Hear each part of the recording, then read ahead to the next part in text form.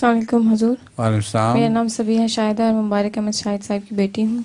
حضور میرا سوال ہے کہ حضرت رسول کریم صلی اللہ علیہ وسلم کے بعد ہر صدی پر مجدد آئے.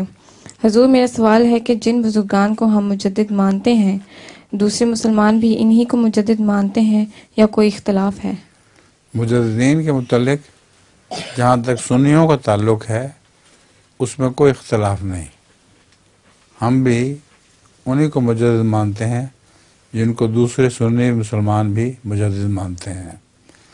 مگر بعض لوگوں کا اختلاف ان معنوں میں ہے کہ کوئی افریقہ کے کسی آدمی کو مجدد مانتا ہے، کوئی ہندوستان کے کسی آدمی کو مجدد مانتا ہے، کوئی چین کے کسی آدمی کو مجدد مانتا ہے.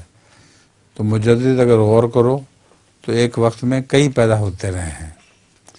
مجدد عالمی تو تھے نہیں، نہ اس زمانے میں ایک مجدد کا پیغام ہر جگہ پہنچ سکتا تھا. یہ تو اب مسیح علیہ السلام کے زمانے میں یہ سہولت ہو گئی ہے. پہلے تو مجدد اپنے اپنے علاقے کے ہوا کرتے تھے، اس لیے عالمی مجدد پہلے کوئی نہیں تھا، صرف مسیح موعود علیہ السلام ہے. وہ ایک وقت میں کئی مجدد بھی ہوتے تھے. حضور میرا لطیفہ بھی ہے. جی ہاں سناؤ. ایک حاجی صاحب نے رات کے 12 بجے ایک سرائے کا دروازہ کھٹکھٹایا. اندر سے آواز آئی، کون ہے؟ حاجی صاحب بولے، حاجی الحرمین الشریفین حضرت صبغت اللہ المجددی المدنی اللاہوری. سرائے کے مالک نے جواب دیا، بھائی اتنے آدمیوں کے لیے میرے سرائے میں جگہ نہیں ہے، کوئی اور بندوبست کرو.